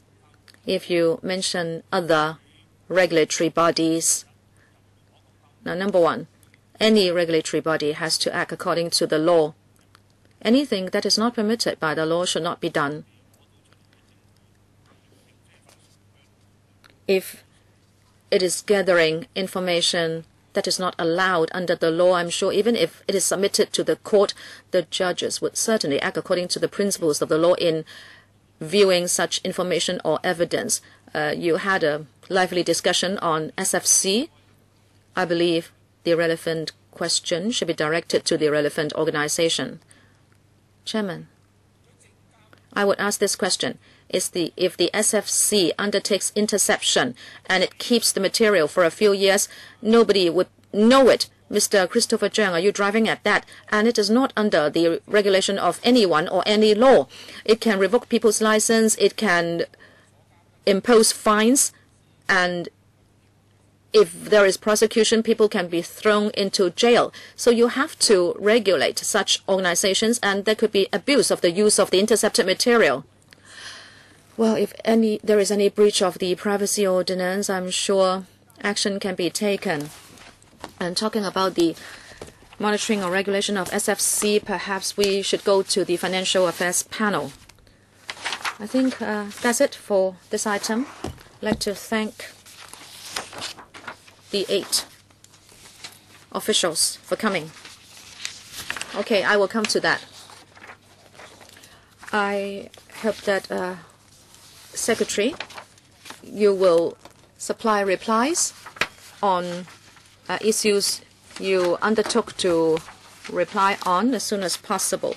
Second item, latest progress on the electronic exit entry permit for traveling to and from Hong Kong and Macau. Attending for this item, we have Mr. John Lee, Undersecretary for Security, Ms. Amy Wong, PAS for Security, Mr. Corrado Chow, Assistant Director of Immigration, and Mr. Wang Yin Sang, Assistant Director of Immigration Control. 請各位如果要討論嘅係喺會場外進行討論，我哋而家 Members, if you want to hold a private conversation, please do so outside the room. Let me continue with the meeting here. I'd like to say that the meeting should end at 4:30, but I don't think we should be able to complete our discussion by 4:30. If you agree, I will extend the meeting by 15 minutes. So the meeting will adjourn at 4:45. Thank you. The relevant papers have been issued to members, and I would now give the time to the Undersecretary for Security to walk us through the paper. I beg your pardon, I did not manage time well, so there would not be too much time for the discussion of this item, and I would ask you to be brief in your introduction. Thank you, Chairman. In 2010, the mainland authorities decided to introduce a new EEEP, and it is decided recently that Guangdong Province would be the pilot, and in phases, mainland residents would be issued the EEEP. It is an electronic card to replace the booklet EEP. If the pilot is found to be successful, it will be extended to the entire country, and in the end, by 2018, all booklet EEPs will be phased out and replaced by the EEEP. There is an enshrined chip in the EEEP. There would be the fingerprints, and this is in compliance with the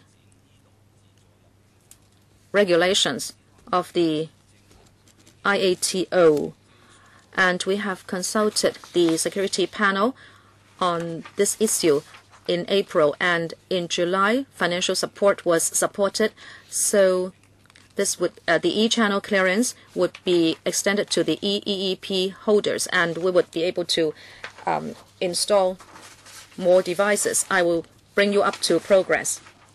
This year, the mainland authorities arrived at a consensus with the Immigration Department. If the relevant person signs a prior written consent for the Immigration Department to use his fingerprint template, then we'll be able to retrieve the information on the chip, so the resident would not have to be registered in Hong Kong before they can use the e-channels.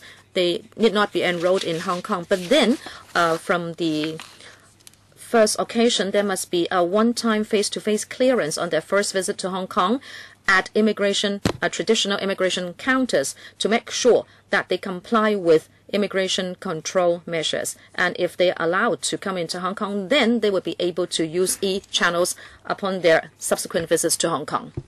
The Immigration Department will authenticate the EEPs and to make sure that they meet with normal immigration requirements, including holding a valid electronic EEP, having no likelihood of becoming a burden to Hong Kong, being a bona fide visitor, and whether they have adverse records.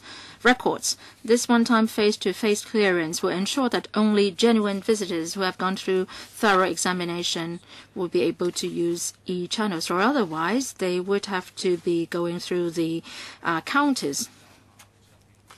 This channel can ensure that we have good immigration controls and enhance our immigration procedures. After the plan is rolled out, we estimate that visitors using the e-channels will increase to about 23.5 million by 2014. Immigration Department will procure an additional 179 multi-purpose e-channels between 2014 and 2016. And we're happy to answer questions from members. I would like to know how many members would like to ask questions. Mr. Gary Fan, Mr. Kwok Wai Kang, Mr. James To, and Dr. Kenneth CHAN. I want to make a good calculation of the time. I want to do it in one round. We will end the meeting at 4:45.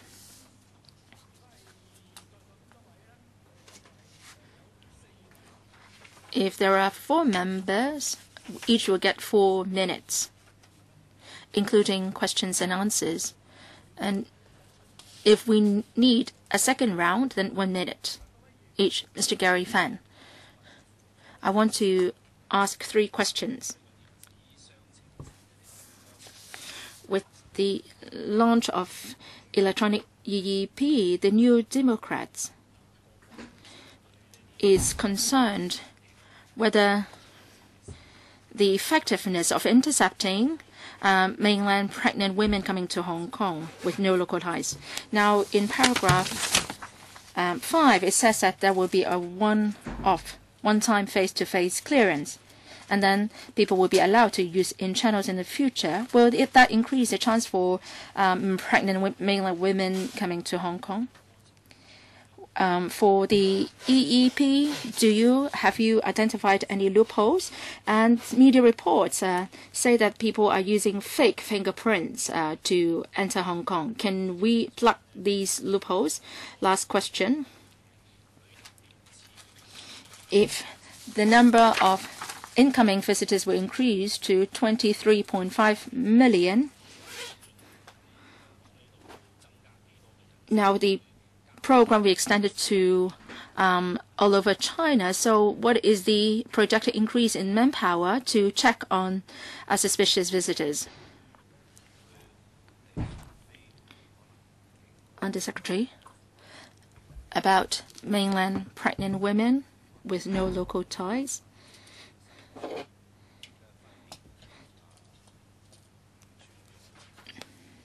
Well, there is no difference in our efforts to tackle the problem, whether it is under the new program or not. Our measures for tackling the problem of mainland pregnant women coming to give birth will not change.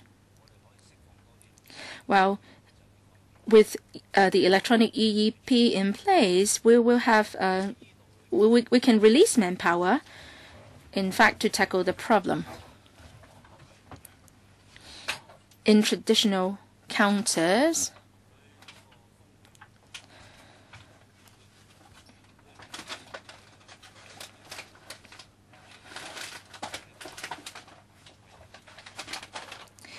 it will be more difficult than the transparent e-channels to detect pregnant women from the mainland.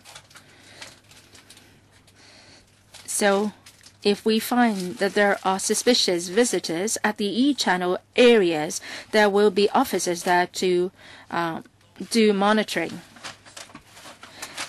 And if people are found to be suspicious, we will direct them to the traditional counters for further questioning. So the new program has nothing to do with our efforts in cracking down on mainland pregnant women coming to Hong Kong. Conversely, we can do a better job because we have released extra manpower to do the monitoring. Now, secondly, about the use of fake fingerprints to go through e-channels. We have already implemented a series of measures to minimize the risk. The fingerprint system we use is an optical system.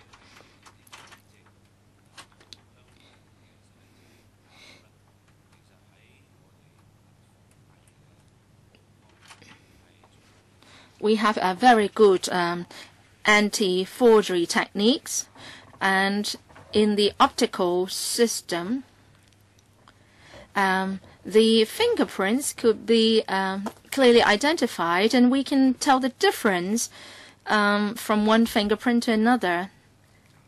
So we were able to detect fake fingerprints. Mr. Kwok Wai Kung, followed by Mr. James To. In an earlier meeting, we discussed that there is great pressure on staff in immigration department, and they are having low morale, and they are subject to unreasonable criticism. This is something that we have to face squarely. Now, today we talked about e-channels as part of the solution to the problem. I think this is the right direction. But, Undersecretary, can you tell us the figures for the new e-channels, how much they can help in addressing the problem? What is the extent of pressure that can be put off from the staff? Is there still a need for increase in manpower? E-channels. For an incoming visitor, only 20 seconds is needed for clearance. For traditional counters, 75 seconds are needed, so 3 times or more. So its efficiency enhanced by 3 times. So we said that in 2014, about 23.5 million visitors will use e-channels. So in the next 3 years, as I said, we will install some 179 channels. And in 2014, we will increase 21 e-channels.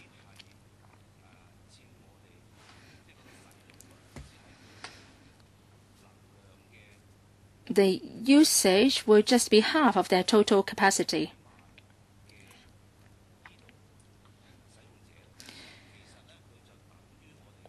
The 23.5 million e-channel visitors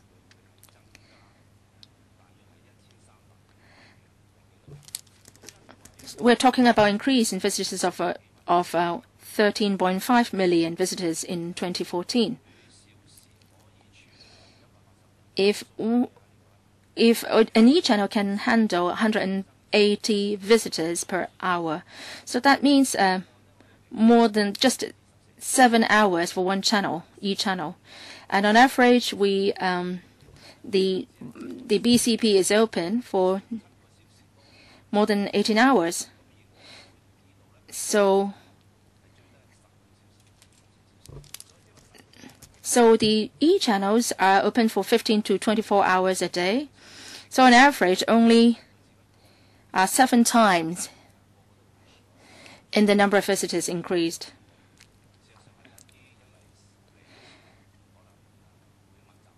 So there are times of the day where more visitors are coming. So we may not be talking about e-channel handling 180 visitors an hour all the time. So this is our major direction. So the increase in number of e-channels in 2014 should be able to cope with the increased visitor number. As to how we are going to cope with the increasing number of visitors, we know that visitors are increasing all the time in number. In the first 10 months, the number of visitors has increased by 12%, and those from the mainland 10%. E-channels is a major solution to tackle the increase. In 2012, we have been starting to hire more people, an increase of 400 staff in 2012 and 200 in 2013. We have also built in some flexible shift hours, and we have maybe changed the functions of the counters, dealing with entry or exit depending on the needs. Mr. James To. Let me cite an example. The Undersecretary said for traditional counter, it takes 75 seconds to clear a visitor. Within the 75 seconds, a visitor is definitely in front of the immigration staff. And within those 75 seconds, the visitor can get questioned. But then for e-channels, 15 seconds. Of course, you can say that you can deploy an extra staff officer to look at the appearance of the visitors. So, but then, the visitor can get past it very quickly.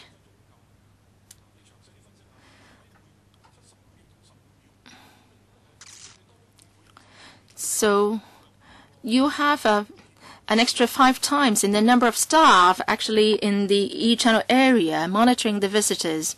So how can you say that the efficiency is enhanced? We have to monitor whether mainland pregnant women are coming to Hong Kong. We start the monitoring process not from the e-channels. We start watching out when the women are entering the customs area.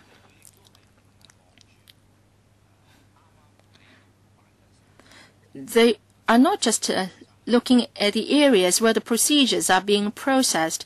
They are looking at areas far beyond the actual customs or clearance areas, the e-channel area. So we have provided training to staff to ensure that they can meet with our requirements. Up to November this year,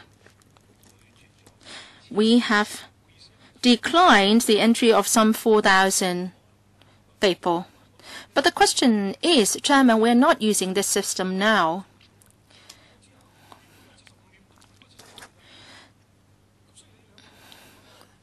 So this is a zero-sum game, it seems to me. So there is a difference between 15 seconds and 75 seconds.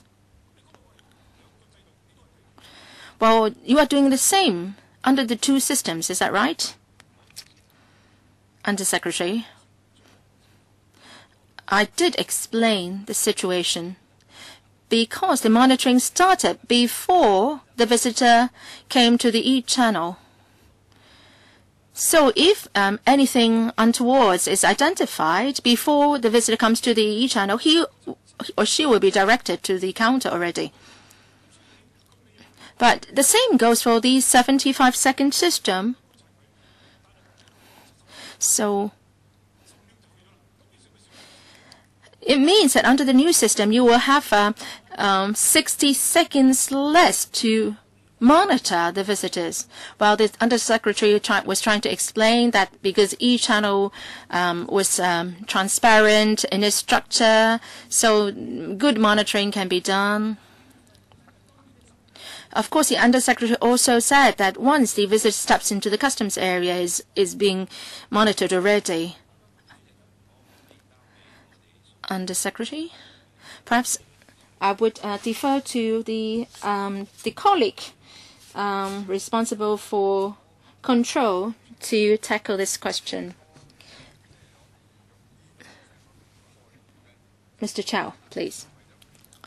The e-channel is just to facilitate a clearance for visitors. We try to release manpower from manual work so that we can concentrate more on the suspicious visitors. Take the example of the mainland pregnant women, where we have the male to female visitors is around 1-to-1. So we will not be so much looking at the men, but rather the women. Our focus will be on the women. And then we will not be looking or watching out the women of a certain age. We'll just focus on women of a defined age group. So the manpower released after the e-channel is rolled out will be used for monitoring suspicious people, not just the mainland pregnant women with no local ties, but other people as well. This is the mainstream concept in immigration control worldwide. Thank you. Mr. Kenneth Chan, after making use of this system, the administration's paper says that the e-channel would read the fingerprint, but then sometimes this doesn't work, and the paper explains that perhaps the fingerprint cannot be identified or that other problems are detected. For example, people with adverse records. I'd like the administration to tell me what you mean by other problems. What do you mean by adverse report? And are they defined by law or anything? And also, what is the source of such adverse record? Can you give us examples? Under Secretary.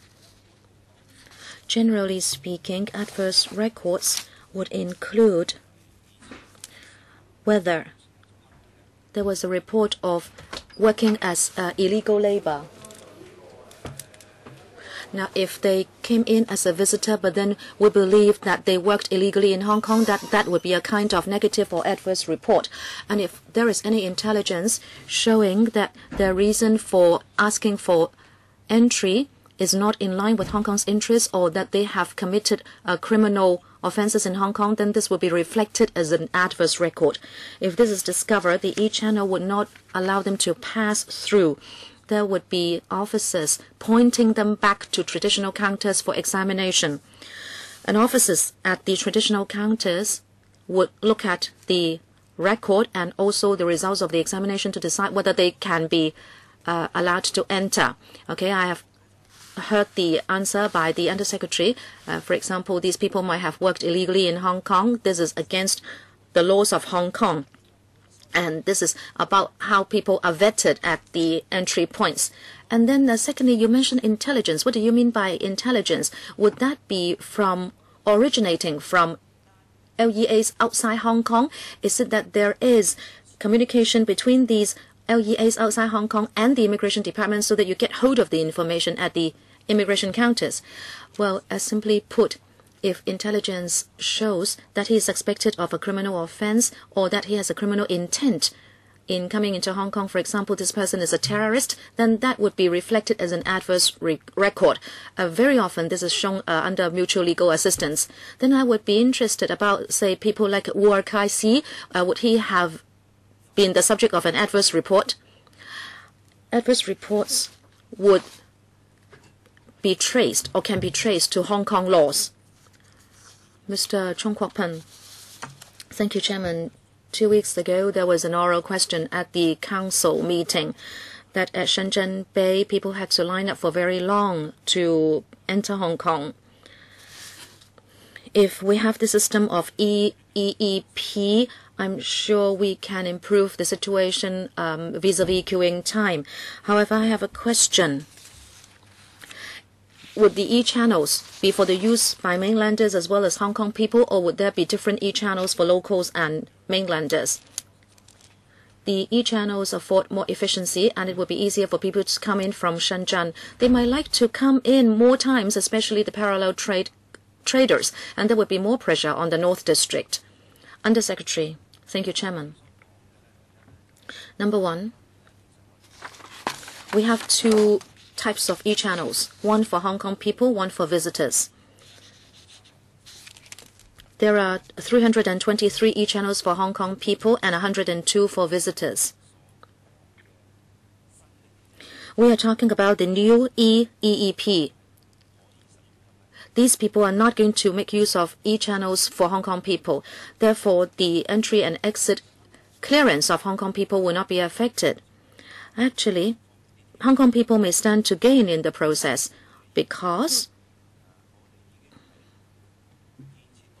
we have built e-channels for visitors in such a way that they can be converted to be used by Hong Kong people. In other words, if necessitated by crowd control or immigration control, originally there are 323 e-channels for Hong Kong people. They can be increased in number by converting e-channels for visitors. So Hong Kong people stand to gain as a whole.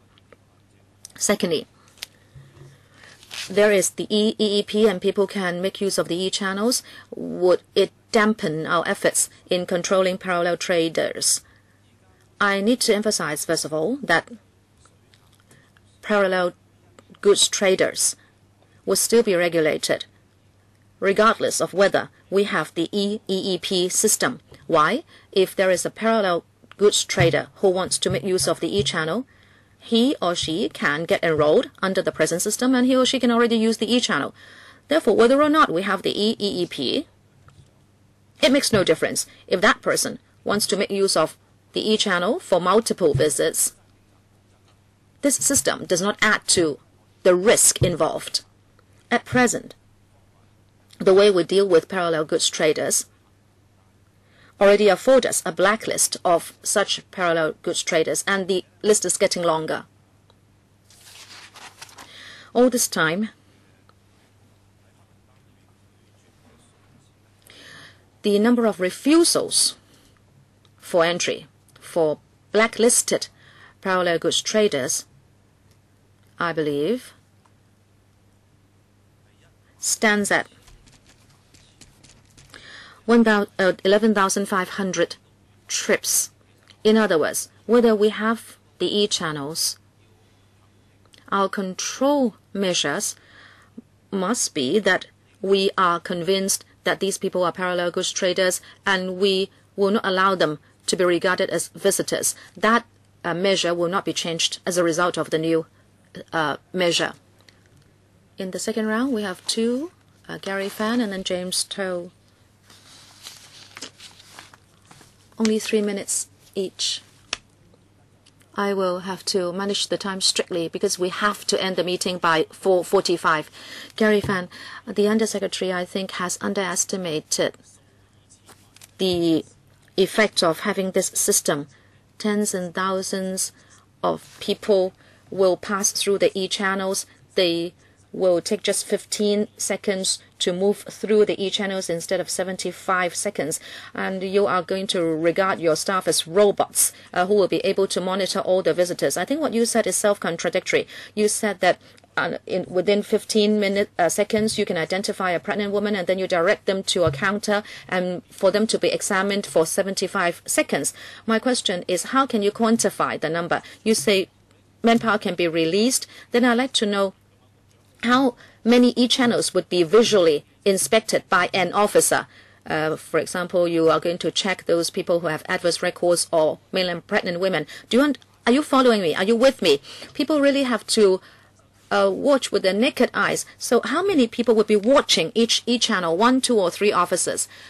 And to quantify matters, there would be 179 new e-channels. How many more people would you have to station there in order to watch these people? Or instead of having more people, how much manpower would be released because of the new e-channels, so you have more people to do monitoring? You say Hong Kong people have 323 e-channels and then 102 for visitors. And then together with 179 new ones, in other words, there will be 300 odd by 2016. Is that the right figure? Undersecretary, first of all, I wouldn't agree with Mr. Fan that we have underestimated the situation. Maybe there is some misunderstanding here. I think my colleagues have explained many times that in terms of immigration control, we don't do it only within the 15 to 20 seconds when people use the e-channel. We do it before that. I think we explained already a lot about this. If you choose not to accept and understand our operation, I think there is nothing more we can say. Because the management of people flow through the immigration control points, as explained by the Assistant Director of Immigration, is about risk control, meaning that we need to concentrate on people who are of high risk. And e-channels would allow us to release manpower to do better relevant risk control. Secondly, I'd like to emphasize again, when we do immigration control, we don't do it within the 15-20 seconds people pass through the e-channel, and not even the 75 seconds. In fact, we look at those people while they are queuing up. Why don't we arrange a site visit so we understand the actual operation? Would that be useful? Mr. James Toh, the Deputy Chairman. I agree. I don't think you can just say in 2 sentences, and the Undersecretary is saying that you have manpower released, so you can watch people on the monitors. I don't think this solves the problem. because you say you would watch the people when they pass through the e-channels within 15 seconds.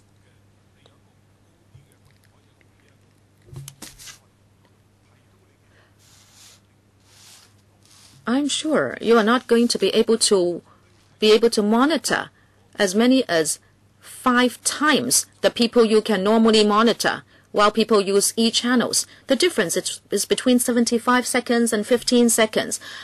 And I believe the situation is very different.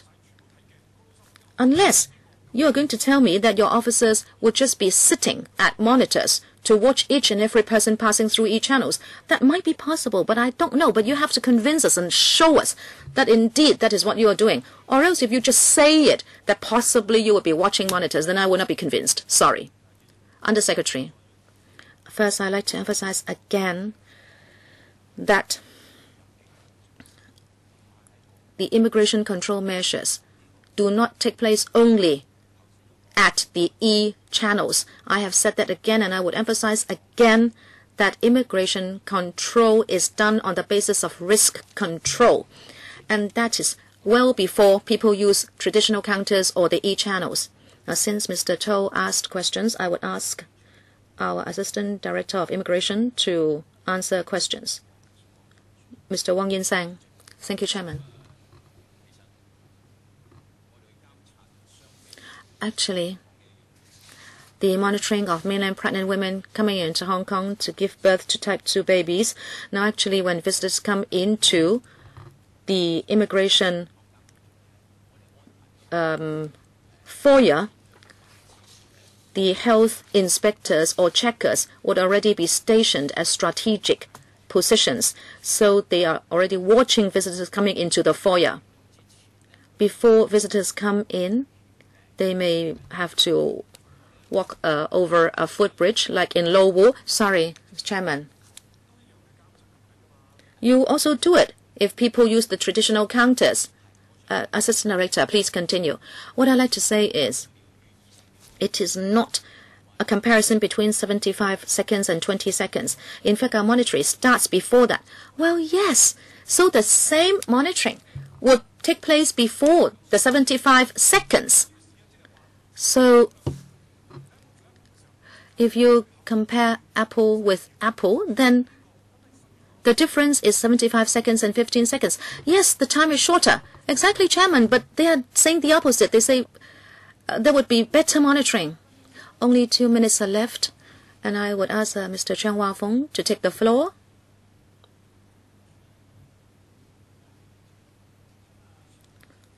Sorry, the speaker's not coming through. If there are technical problems with the e-channels, what are you going to do? Will you still preserve the traditional counters to check visitors? Undersecretary, if indeed there is a problem with the e-channels, we will direct visitors to make use of traditional counters. If there is also a problem with the computer system at the traditional counters, we have a backup system. We have a big backup system to deal with these matters. If there is a problem with the e-channels, or if there is not an effective reading of the fingerprint, this person will still be directed to the traditional counters. So the e-channels are not going to replace the traditional counters. They are going to exist in parallel.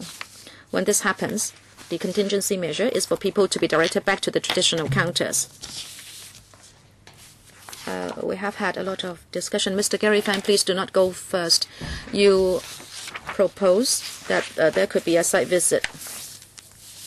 The security panel has a plan to